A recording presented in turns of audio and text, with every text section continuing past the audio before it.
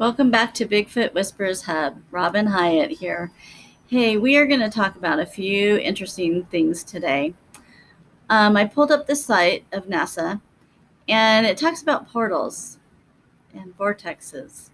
And it talks about that they are studying this, and they have found a way to find them. And it's very interesting because NASA calls these vortexes X points. How often do you see that in Bigfoot country? I'm going to talk a little bit about something different, and we'll come back to the NASA vortexes. I was sitting on my couch, and this is several weeks ago. I live in a neighborhood that's populated. It's a little bit rural. It's called the City of Trees, and I have a huge box elder tree off to the side here. And so I sit on my couch over here, and I just love looking at that tree. I love that tree more than anything. It's right close to the window. Probably if I stood it outside the window and I could touch it. And it was night. It was about 11 o'clock at night. I do live on a corner, so I have a street lamp, but they have this gold hue to it, so it's not really bright. So it just kind of is a dull light. I had the lights on inside, and I was working on the computer facing that window. Had it open. It's just me and the screen. I look up, and I see these big, round, gold eyes staring at me. And I saw this much of it. And I drew what I saw, since I am kind of an artist. And so this is what I saw. I ran out of paper because I was trying to get it full size. So it was about like that, without the mouth. I saw full size. This, I just did an intuitive drawing of Bigfoots with their mouths going down. It's just a type of Bigfoot doesn't mean they're sad. It just means their mouths just go down. This is a type of Bigfoot that you're going to hear those big hurled screams because they have the big chests and they have the wide mouths and their vocals right out. So this is usually your more humanoid Bigfoot with the big screams. This is what I saw. Wide cheeks, wide nose. I drew from here down on my own because I couldn't see from here down. And these eyes are gold. The eyes were totally gold. And then I saw the outline of dark. This was just all dark, so I don't know if it's hair or what. It was just all dark. Heavy brow down, heavy brow. And it almost looked like a little bit of hair or eyebrow up there. So I saw here, straight like that, looking at me. Many of you have heard of sleep paralysis. Well, this was awake paralysis. I was paralyzed.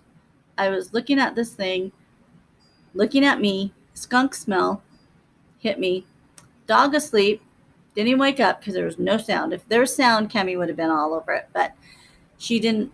She was asleep right by me in her bed. And I didn't move. It didn't move.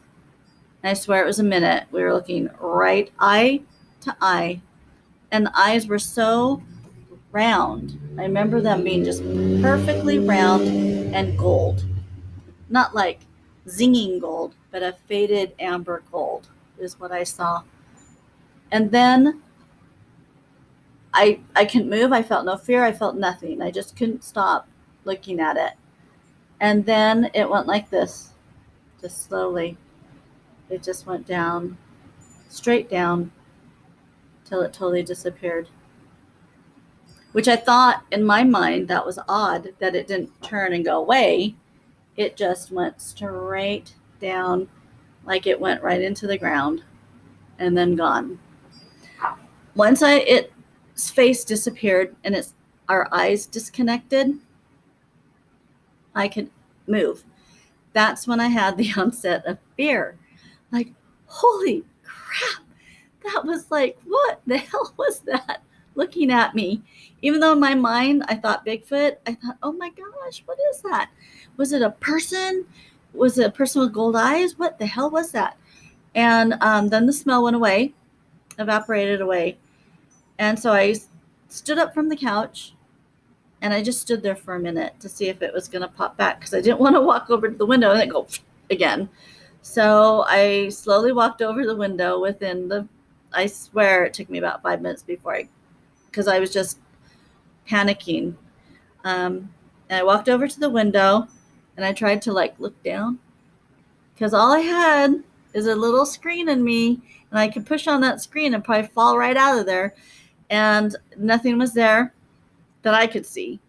And so I slammed the window shut and I locked it.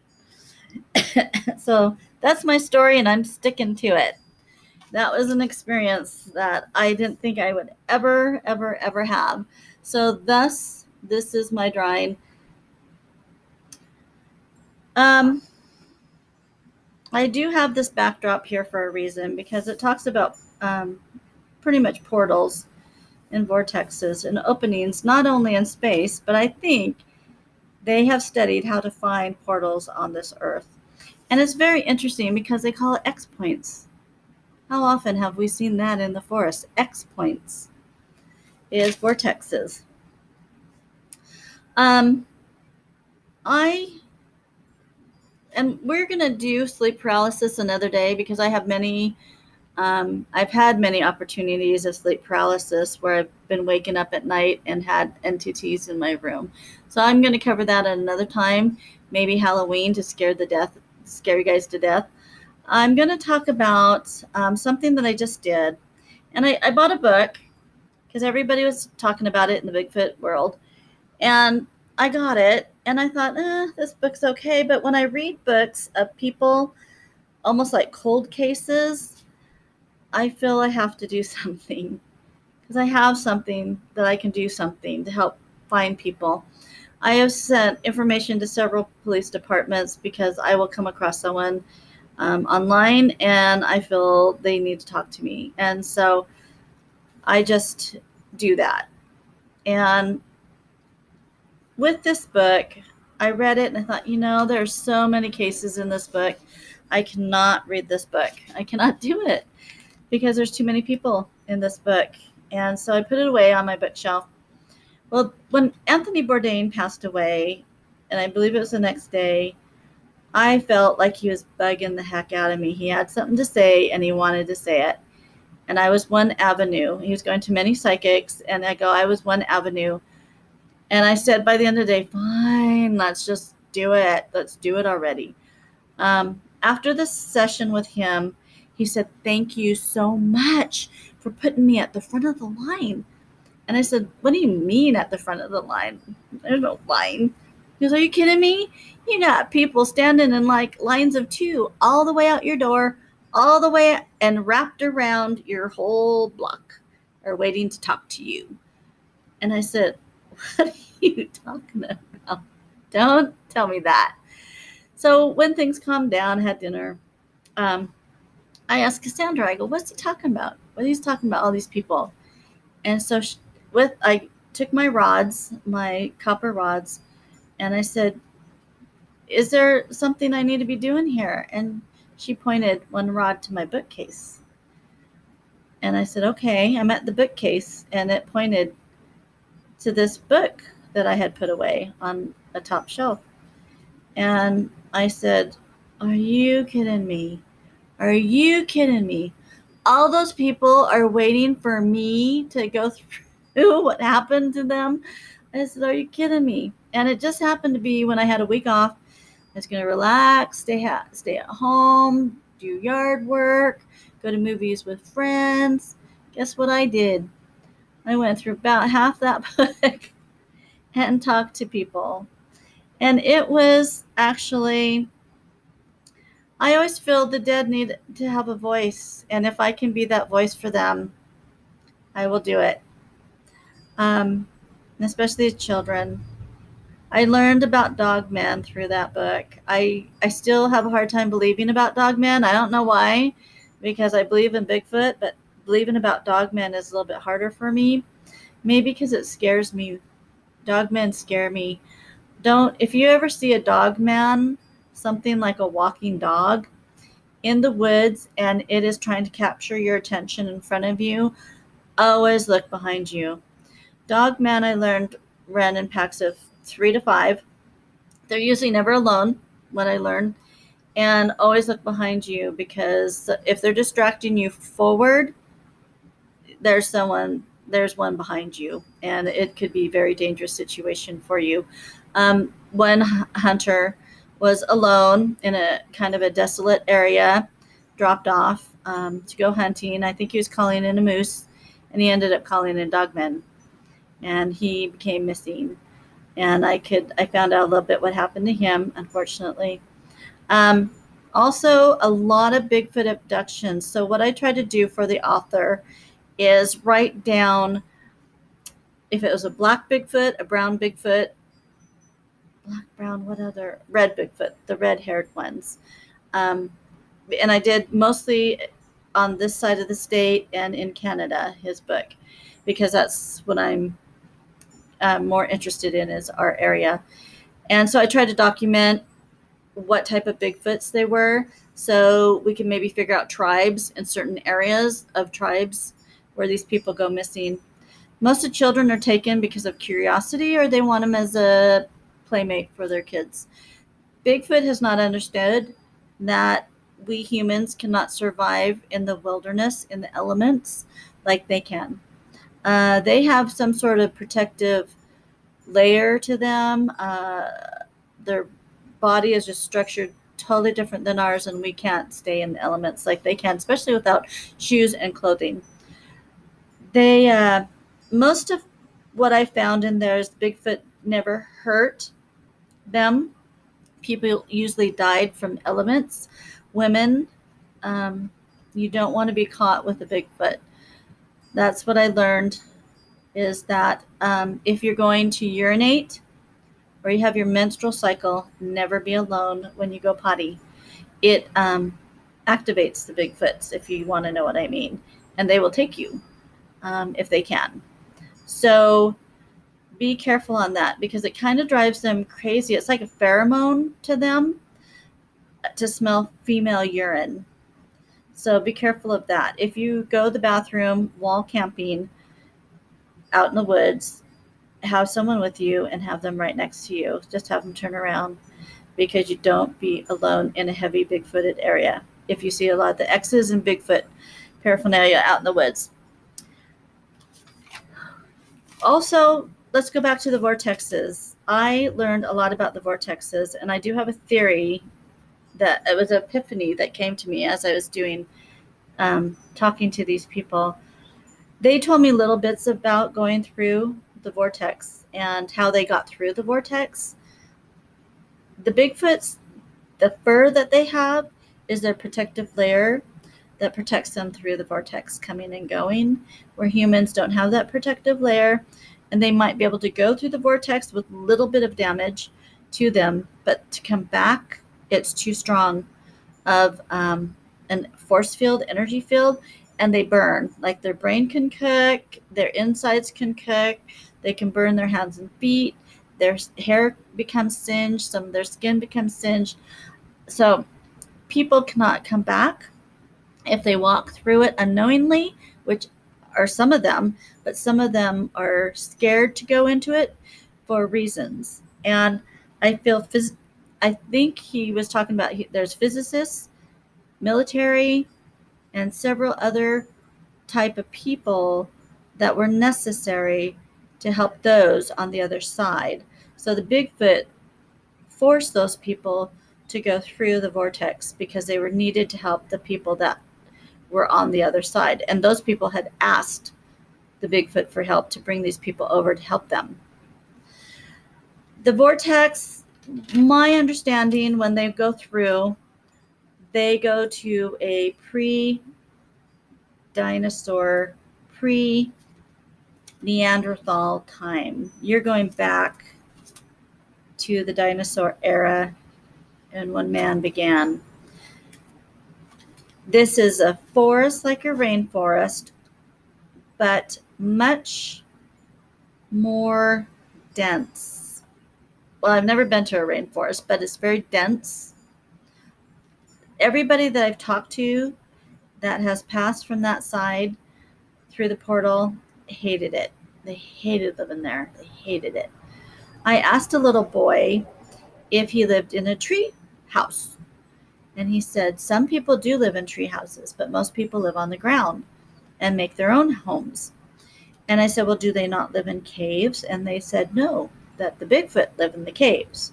They can't live in the caves with the Bigfoot, but they can live in their own homes.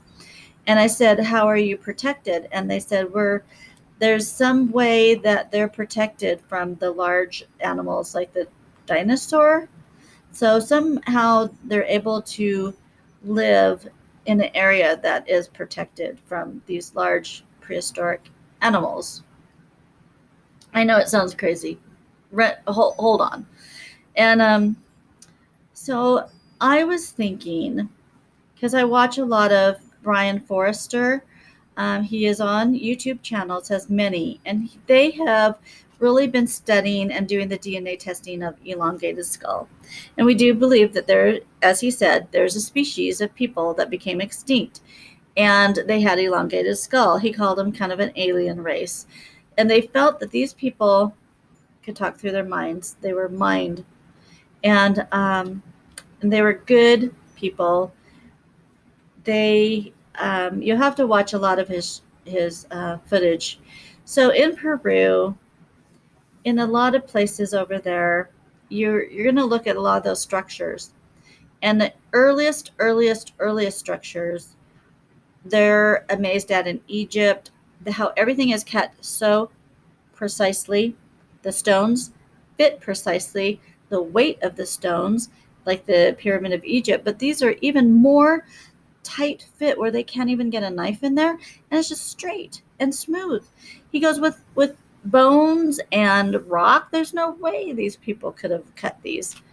So what if the people that have gone through the portals, and they have the physicists, military, you have big prehistoric animals over there that can carry much, you have Bigfoots over there that are probably bigger, you would be able to build. So what if some of those structures were built from people in the present, that they go into the past and they're able to design tools, metals, whatever. So that's just a thought. Most of the people that do cross over live a long life. There is a boy that did pass when he was a teen. He was taken as a little boy and passed as a teen, and because he was bitten by a poisonous snake. So, but everybody that I talked to in that book that went through the vortex or was carried through the vortex hated it. Hated it. I would hate it too. I like my showers. I like my McDonald's hamburgers. I'm sorry. But I learned a lot going through that book. And I hope that the author will find something good and maybe be able to put some things together, and that will make sense. So you guys, peace out. Thank you for listening to me. It's quite deep stuff, and it has to be, this is totally from a psychic, intuitive stance. So I don't expect you to believe me. I'm just giving you information and my thoughts and what I saw out my window. It was pretty profound. And I forgot to tell you, when I went out the next day, the front of my house, I recently barked. But with this tree covers almost half my house over top. I get a lot of sticks that squirrels eat, and they drop all these sticks. And so all these little sticks were made in X's, all in that area, that one area, the front of my house. And even if it had one X, then over here it had another X, and many of them had like multiple X's in one X. It was amazing. And it was just small. They were just little small things, and it was just kind of this design. So that was that night that they had done that for me, and I felt that that was a gift. So you guys, peace out, much love, and I'm going to leave the comments open. If you leave a naughty comment or you leave a not nice comment, Robin's just going to delete you. So make it positive. I want to hear your thoughts. Peace out. Love you all, and be of good cheer, and we'll talk soon. We'll talk about sleep paralysis next time, you guys. See you later. Bye.